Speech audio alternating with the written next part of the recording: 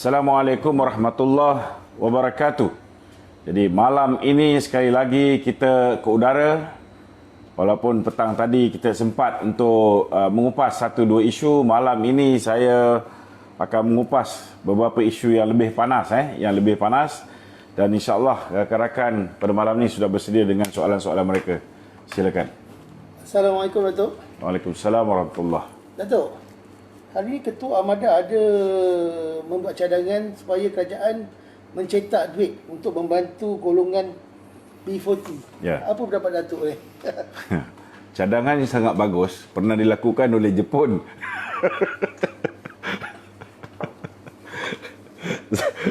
Zaman mereka memerintah Melaya ketika itu dengan mencetak begitu banyak duit-duit daun pisang. Ingat lagi ya? Okey, pertama sekali saya nak beritahu, dalam parti PPBM ni masing-masing ada peranan masing-masing, kan? Ada yang peranan dia buat kerja jaga ekonomi, ada yang peranan dia menyusup masuk ke kemah-kemah musuh macam Hamzah Zainuddin, dan ada juga yang peranan dia untuk jadi badut sarkas supaya perhatian dilarikan daripada serangan ke atas Muhyiddin Yassin berpindah kepada diri beliau. Maknanya dia jadi punching bag, dia jadi sandbag kepada Muhyiddin Yassin. Seperti mana yang tuan-tuan sedia maklum bahawa hari ini hari ini kita tengok perangai Wan Ahmad Faisal ni tak ubah macam badut sarkas yang tujuan dia, tuan-tuan, dikala bos dia ni teruk kena kecam netizen. Kalau kita tengok apabila beliau mengeluarkan kenyataan media, apabila beliau live, segala soalan-soalan yang ditujukan kepada beliau termasuklah cercaan, makian dan sebagainya. Jadi untuk mengelakkan benda ini berterusan, perlu ada strategi divert attention. Dan orang yang paling malang diberikan tugas untuk divert attention ini ialah Wan Ahmad Faisal. Itu sebab sebelum ni kita tengok kenyataan bodoh yang pertama yang dikeluarkan. Dia menyatakan supaya kerajaan perlu membatalkan semua pinjaman yang telah dikeluarkan kepada the B40. Maknanya semua hutang-hutang B40 ni lupus. Macam duit ni, duit bapak dia kan. Jadi saya nak beritahu tuan-tuan, saya tak fikir Wan Ahmad Faisal ni sebegitu bodoh. Dia tak mungkin bodoh macam tu, tuan-tuan.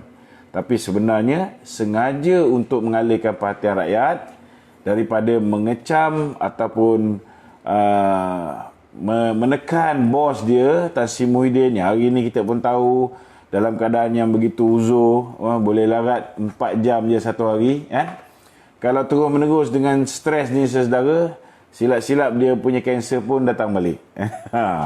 Itu sebabnya maka Wan Ahmad Faisal ditugaskan mengeluarkan kenyataan-kenyataan yang kita tak akan menyangka seorang yang ada pelajaran, seorang ada jawatan timbalan menteri, seorang yang berkedudukan sebagai Ketua Pemuda Armada mengeluarkan kenyataan begini.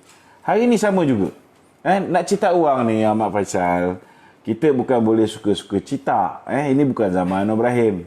Ada kemungkinan besar ni yang memberi cadangan ni tokoh nak kata semburit dah tak boleh dah sekarang ni. Ada nasihat-nasihat supaya jangan sebut perkataan semburit ni. Kita panggil kekasih Haziq yang telah menasihatkan. Kerana dulu bos dia pun buat benda yang sama, mencetak-cetak duit ni. Saya nak beritahu, duit ni tuan-tuan, kalau nak cetak, dia mesti based on gold deposit. Kalau kita ada simpan gold, kita boleh cetak dengan nilai muka gold itu. Kalau contohnya kita simpan gold dengan nilai muka katalah 1 bilion, kita boleh cetak 1 bilion. Kita jangan jadi macam Amerika, tuan-tuan. Amerika pernah melanggar benda ni. Maknanya mereka pernah mencetak walaupun mereka tidak ada gold deposit untuk back up percetakan tersebut. Tapi kalau Malaysia, saudara, buat perangai macam mana yang diunjurkan oleh Ahmad Faisal ni, kan? Maka tuan-tuan, nilai duit tuan-tuan, kalau hari ni nilai dia RM50, kan?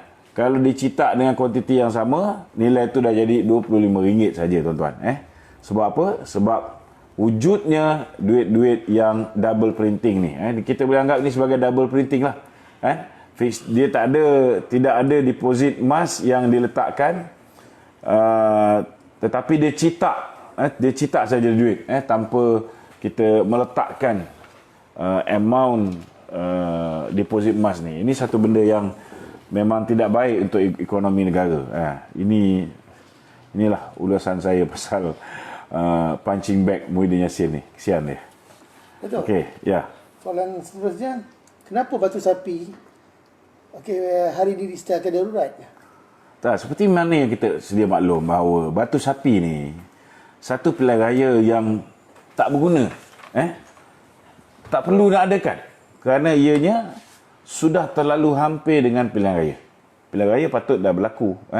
Tetapi disebabkan bulan 3 itu hari, kita baru memasuki krisis ataupun pandemik COVID-19, maka pada ketika itu baginda Tuanku mengambil keputusan tidak mahu buat pilihan raya, dan dia menitahkan supaya ketua-ketua parti ini berbincang sesama sendiri bagi membentuk satu pakatan melantik seorang Perdana Menteri. Itulah puncanya Tan Sri Muhyiddin diangkat menjadi Perdana Menteri. Kalau ketika itu diberi peluang untuk diadakan pilihan raya, kan, kemungkinan besar wabak COVID itu lebih cepat menular, dan yang kedua, kemungkinan besar, tuan-tuan, sudah pastilah Tan Sri Muhyiddin pun belum tentu akan menjadi wakil rakyat di Parlimen Paguh. Ini satu benda yang semua orang kena faham. Jadi, itu sebabnya Barisan Nasional mengambil keputusan tak payahlah letak calon di Batu Sapi. Kan? Dan Pakatan Harapan pun bersetuju untuk mengelakkan daripada berlakunya pilihan raya Batu Sapi. Maka mereka mengambil keputusan tak mahu meletakkan calon. Kerana meletakkan calon itu akan menyebabkan berlakunya pertandingan pilihan raya. Bila berlaku pilihan raya, maka akan berlaku kempen. Maka akan berlaku perjumpaan dengan rakyat. Dan maka akan tersebar dan wujudnya kluster baru, kluster Batu Sapi. Itu sebabnya yang cerdik-cerdik semua tak mau buat. Tetapi tuan-tuan, Bersatu insist nak juga bertanding di Batu Sapi. Nak meletakkan anak kepada Akbahan Firdaus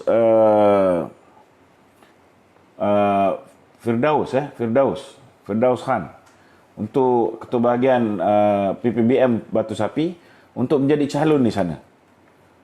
Jadi kalau benda tu berlaku, maka berlakulah pilihan raya. Berlakulah pilihan raya, maka wujudlah kluster baru nanti. Sedangkan dalam keadaan sekarang, keadaan di Sabah sangat tenang.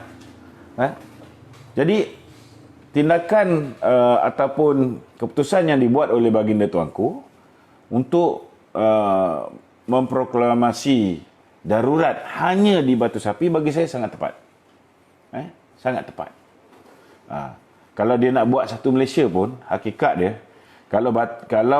kalaulah darurat itu hanya sekadar deklarasi, maka rentetan kepada apa yang berlaku ketika berlakunya ancaman komunis, ketika berlakunya apa yang dipanggil sebagai konfrontasi Indonesia dengan penurunan tentera-tentera, anggota tentera, roadblock sana, roadblock sini. Kalau di Batu Sapi, bila diadakan deklarasi darurat, semuanya cantik, maka selepas ni bolehlah kita isytihar darurat di Malaysia. Dengan syarat satu je. Pastikan Perdana Menteri interim yang akan berkuasa ketika darurat itu bukan mereka yang sudah kehilangan majoriti di Parlimen. Muhyiddin tak layak untuk menjadi Perdana Menteri walaupun sekarang ni dia merancang ke arah itu. Kalau kita tengok dari segi apa yang berlaku hari ni, kalau kita tengok dari segi apa yang berlaku hari ni, dia dah buat di Batu Sapi, berjaya. Tapi perasan tak di Kuala Lumpur ni, di Kuala Lumpur, Selangor yang berdekat-dekat dengan Parlimen, kan? Makin lama makin banyak jumlah. Makin lama makin banyak jumlah, kan? Agak ni kan. Sampai 25, 26 ni kan. Tarik-tarik nak membuang undi kali pertama untuk peringkat dasar bajet 2021 ni. Agak-agak berlaku tak pengundian ni? Silap-silap tak berlaku. Mereka juga boleh isytiharkan hanya untuk Kuala Lumpur. Kalau dia buat macam ni pun, saya boleh terima lah. Kan? Buatlah, declare lah darurat dekat parlimen sekalipun. Janji tak menyusahkan rakyat satu Malaysia. Janji tak menyusahkan rakyat satu Malaysia. Tetapi, bila dia dah buat macam tu, dia kena menghadap yang di-Pertuan Agong. Tuanku akan tanya balik, ini sudah diputuskan. Kan? Sudah diputuskan sebelum ni. Kalau setakat batu sapi tu, dah ada orang mati, kita memang terpaksa buat. Kan? Di Greek, mungkin selepas ni, kita terpaksa buat. Sebab Allahyarham YB Hasbullah meninggal dunia. Ini tempat yang kita terpaksa buat. Tak ada pilihan. Tapi, nak mengelakkan daripada Muhyiddin jatuh 25 bulan November ni. Kalau tiba-tiba mereka isytiharkan darurat di Kuala Lumpur. Agak-agak tuanku tanya tak? Perlu ke? Kan? Jangan sampai tuanku panggil Hisham. Hisham. Tanya sama ada angka-angka tu betul ataupun tidak. Tuanku bukan bodoh. Nak kena faham ni. So, ada kemungkinan akhirnya bila dia tengok kira-kira sekarang ni, pertama sekali bila batu sapi meninggal. Bila batu sapi meninggal. Mungkin dia acah je nak letak Firdaus sebagai calon batu sapi. Tetapi akhirnya batu sapi diisytihar sebagai darurat. Cuba kalau ada berlaku pilihan raya, maka dapat balik kursi tu kepada warisan. Kan? Yalah, BN tak bertanding, PH tak bertanding. Kalau bersatu bertanding memang bungkus lah. Betul tak? So akhirnya akan tambah satu kursi yang tidak akan menyokong dia. Kecuali kalau dia sudah pun mengikat perjanjian dengan Syafiq Abdal, mengikat perjanjian dengan Mahathir yang kita tahu sudah pun berlaku, kan? Tetapi dalam keadaan hari ini, kan, dia tahu bahawa macam Minari pun sudah ada perjumpaan dengan ahli-ahli parlimen Barisan Nasional. Beliau menghantar Tengku Zafrul, kan? Nasib baik Azimin Ali tak muncul. Beliau menghantar Tengku Zafrul untuk meyakinkan ahli-ahli parlimen BN ini supaya menyokong belanjawan. So keadaan hari ini menunjukkan bahawa Muhyiddin dalam keadaan yang gundah gulana, dia punya state of mind tak stable, dalam keadaan tak sihat, semput pun ada. Dengar cerita hari ni dah mula nak semput dah. So dia memang sekarang ni begitu vulnerable. Memang anything can happen. Dan itu sebabnya dia hantar orang-orang ni semua untuk minta nyawa. Dalam masa yang sama, dia sudah mendapatkan backup. Tapi backup dia sekarang ni makin kurang. Pertama sekali, backup daripada orang-orang Hishamuddin pun sudah kurang juga. Backup daripada mereka yang sedia menyokong dia pun sudah kurang satu juga. Kan? Nak kerjasama dengan warisan pun sudah kurang satu. Itu hari ada 9, sekarang dah tinggal 8. Kalau dapat pejuang 6, dia baru ada 14 ekstra. So 14 ekstra tu boleh tak lawan BN BBC 23? Tak boleh. Ini benda-benda yang kita kena baca dengan teliti. So anything can happen. Cuma saya mengharapkan kalau berlakulah darurat untuk memastikan duit gaji penjawat awam boleh dibayar untuk tahun depan, maka saya mengharapkan yang memimpin darurat itu bukanlah Muhyiddin Yassin. Nak letak Tengku Razali ke, nak letak KSN ke, itu terpulang ke bawah duli. Ya. Okay, sekarang ni dalam keadaan rakyat tengah keluh kesah dengan keadaan semasa ni kan. Datanglah pula ni MA Research ni, yang kepunyaan Datuk Rais Husin ni. dia menunjukkan yang sokongan terhadap Perdana Menteri ni 91%. Tinggi. Tapi sedangkan dalam Facebook ni, Facebook Muhyiddin Yassin sendiri ni, banyak sangat yang negatif daripada yang positif. Siapa komen Datuk ni? Pertama sekali, saya tengok ini antara perkara yang dilakukan dulu oleh Anwar Ibrahim. Kita pun tahu bahawa Muhyiddin ni budak Anwar Ibrahim dulu, kan? Dulu kerja Anwar Ibrahim, dia menggunakan researcher daripada Universiti Melaya. Dulu dipanggil apa Dr. Rizwan Dr. Rizwan ni dulu IMCD Universiti Melaya tu. Okey, dia mula-mula peringkat awal dia berpengkalan di Universiti Melaya, Dr. Rizwan tu. Lepas tu selalu sangat buat apa yang dipanggil sebagai research yang mengarut ni, kan? Maka terpelanting keluar daripada Universiti Melaya, dia pergi ke UMCED. Sebelum tu lah dia pergi ke Unicel Selangor, Unicel Selangor. Kemudian mereka menggajikan Profesor Ridwan ini untuk mengeluarkan dapatan-dapatan melalui statistik yang saya rasa kemungkinan besar dia punya sampling yang diambil terdiri daripada orang PKR je.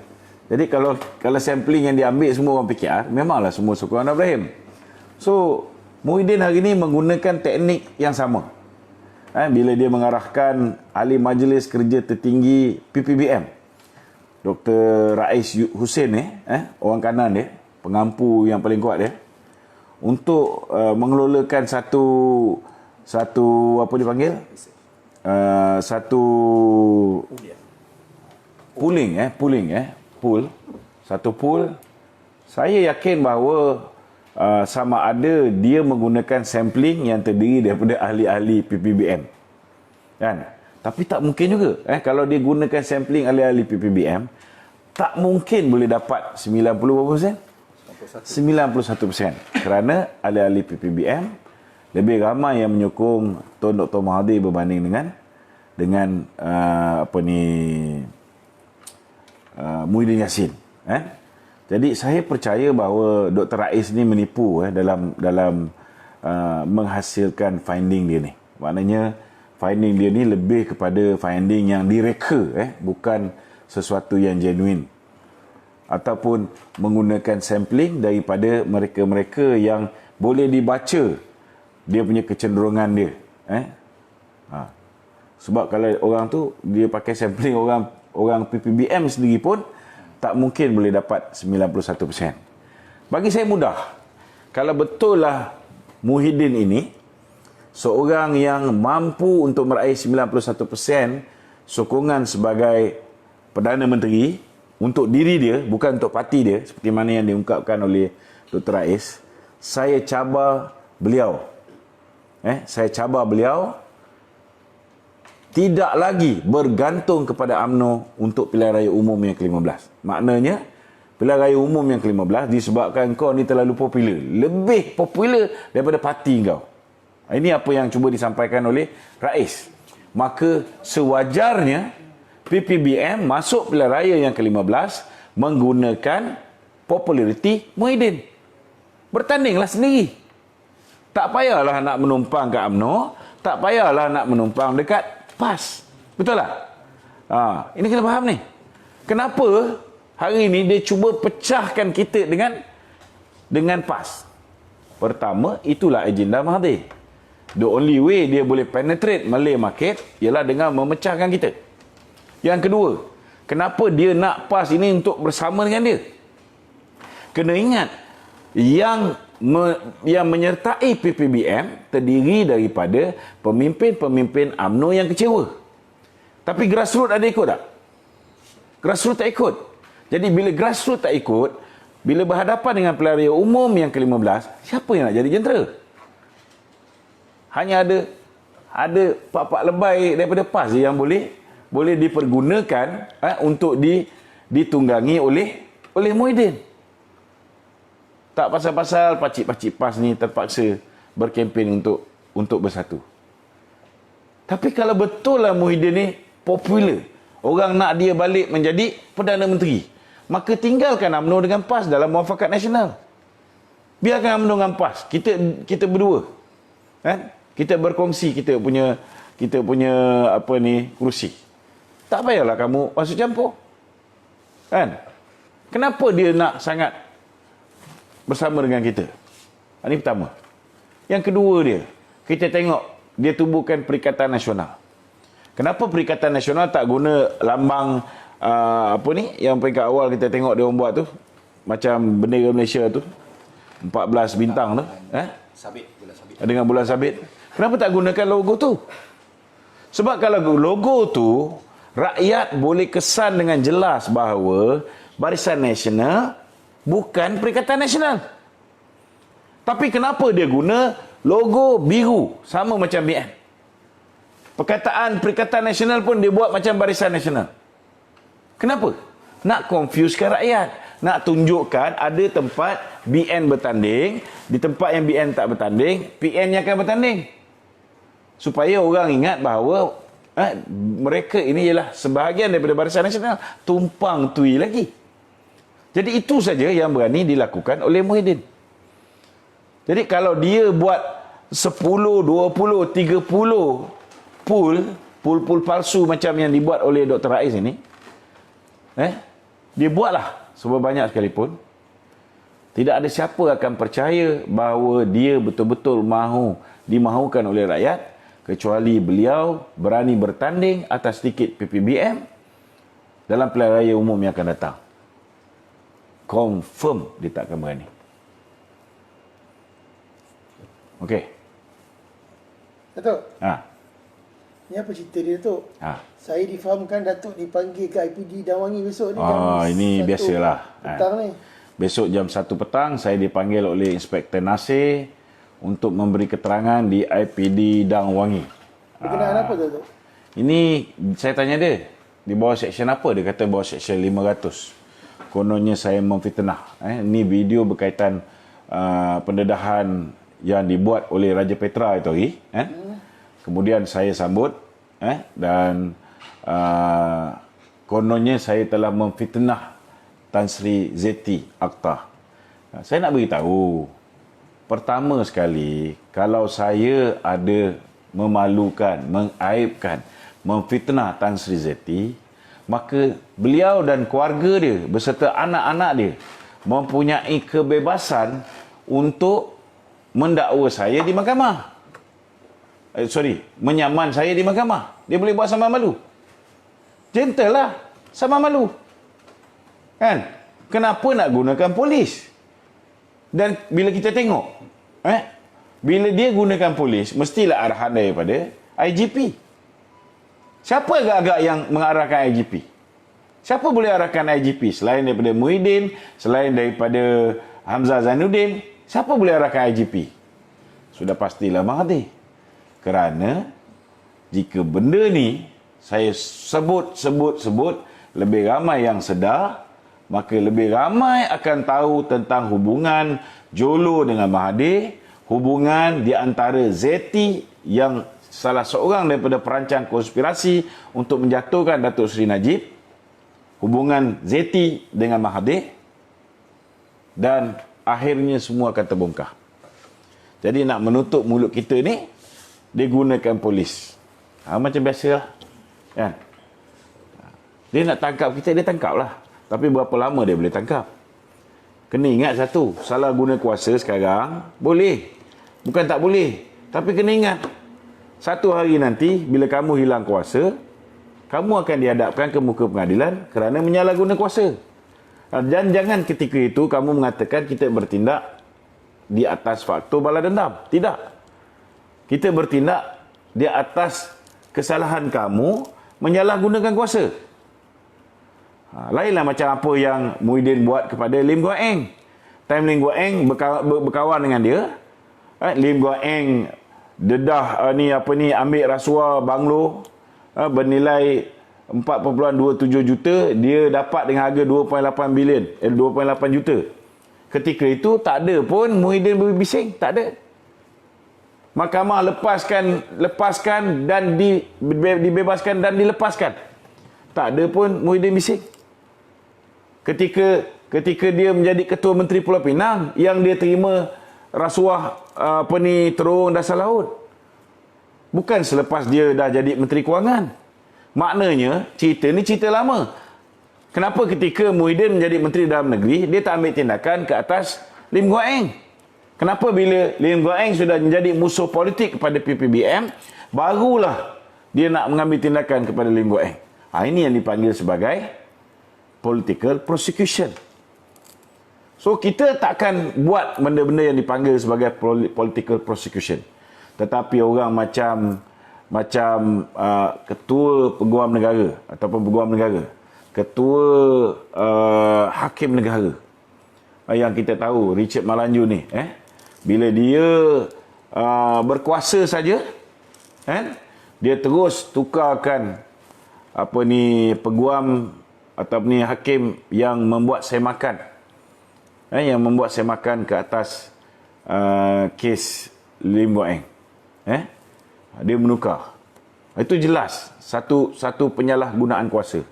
Dan sudah pasti juga dia jugalah yang mempengaruhi Hakim Datuk Hadariah supaya membuat keputusan supaya Lim Guat Eng dibebaskan dan dilepaskan. Sedangkan DPP cuma minta dibebaskan, tak minta pun dilepaskan. So mereka yang salah guna kuasa macam Hamid Badung yang terang-terang, kita akan hadapkan ke muka pengadilan. Kita akan bagi cannya dia orang ni. Sekarang ni dia orang seksa lah, tak ada masalah. Aku duduk pakai baju lokap, apa dah hal? Bro, kita dah 2 tahun lebih duduk dekat ISA tu. Pakai baju lokap. Hari-hari kena pakai baju lokap. No problem. Cuma kali ni dahsyat sikit lah. Dia orang bagi yang dah 3-4 orang pakai punya baju, suruh kita pakai. Dengan bau hapak dia apa semua. Ini masalah Hamzah Zainuddin. Tak pakai otak bertindak. Dia tak tahu kalau aku ni jenis mulut bising kalau aku persoalkan tentang SOP balai. Apa yang dia buat? Duk bakar duit, bakar isap sigar setiap hari, takkan Dobi tak boleh bayar. Dobi lokap dah wangi, takkan tak boleh bayar. Ini yang punca makin dahsyatnya berlakunya penyebaran wabak COVID-19 seperti mana yang kononnya dia kata berlaku di penjara. Betul tak? Kalau dah 2-3 orang pakai baju yang sama, pindah tak penyakit orang ni semua? Kan? Tapi tak berfikir benda ni. Dia hantar kita ke sana, lagi banyak loopholes, lagi banyak kelemahan-kelemahan dia orang, kita akan buka. Jangan dia fikir dia hantar kita ke sana, kita boleh tutup mulut. Minta maaf lah. Silap orang. Okey. Lanjutan daripada yang IGP ni. Ini sekarang ni dah viral dah ni. Kan? Ada press conference yang dibuat oleh IGP ni yang menyatakan kekecewaan pegawai kanan polis yang dibayar sehingga 4 juta sebulan tu. Apa cerita dia tu? Cerita dia. Pertama sekali, kalau saya lah sebagai pegawai, ketua jabatan saya mengeluarkan kenyataan macam ni, malu tak saya? Betul tak? Tapi kalau saya Menteri Dalam Negeri, IGP saya keluar kenyataan bodoh macam ni, saya akan tangkap dia dulu. Sebab apa saya akan tangkap dia dulu? Sebab dia tahu benda ni berlaku, tapi dia tak ambil tindakan. Sebab apa? Dia ada share. Kenapa? Kenapa nak kena aibkan kaki tangan bawah dia? Kalau benda tu betul, dia dah dakwa. Betul tak? Kenapa dia tak dakwa? Kenapa dia bercakap saja? Dia buat macam tu, dia merosakkan moral jabatan. Dia merosakkan. Malu pegawai-pegawai polis ni. Bila dapat ketua polis negara, keluarkan cerita macam ni. Sedangkan benda tu belum tentu wujud ataupun tidak. Kan? Sebab kalau ada bukti, dah lama dia dakwa. Kecuali kalau dia pun dapat share. Betul tak? Jadi kalau dia dapat share, dia diamlah. Senang je. Kenapa dia keluarkan tapi dia tak ambil tindakan? Dia IGP. Dia IGP. Nobody in the police force is more superior than Amir Badu. So apa perlu dia cakap? Terus ambil tindakan. Ini bukan polis dia ni. Betul lah bang? Betul tak? Betul. He got all the power. How can he say that? Okay. Udah lagi? Jangan stres. Okay. Rasa dah banyak kan? Aku bukan marah. Kadang-kadang bila kita nak menyatakan statement kita tu, kita kena garang sikit. Okey. Ada soalan lain? Encik Wan, ada soalan daripada public ke? Tak ada apa tu. Banyak yang menganjing je RBA ni tu. Oh, ya. Kalau RBA ni kau kena faham, dia orang ni bukan Red Bin Army lagi dah. Kalau Red Bin Army ni kita tahu dia orang ni DAP. Kan? Buat masa ni rasanya DAP pun tak berapa nak masuk live kita ni. Kan? Sila-sila dia orang pun bantu share. Kan? Sebab hari ni kita punya target ialah pastikan bahawa kerajaan Muhyiddin ni akan tumbang pada 25 hari bulan. Itu sebab kalau kita guna otak yang waras pun, kita tahu Facebook ni, yang lebih rapat dengan Facebook ni, ialah geng-geng Azmin Ali, geng-geng apa ni DAP. Betul tak? Ya. Contohnya Facebook saya, mereka dah apa ni? Mereka dah disablekan. Tapi bila dia disablekan, ada pula satu kumpulan di dalam sebelah sana, walaupun Azmin Ali pun kuat, tapi mungkin DAP pun tahu bahawa pendedahan saya ni memberikan serangan kepada Muhyiddin. Maka ini hari tak pasal-pasal kita tengok Facebook saya yang Lokman Adam tu, Facebook biasa ni sudah able balik. Sudah aktif balik tiba-tiba. Lantak korang lah bergaduh sama sendiri kan.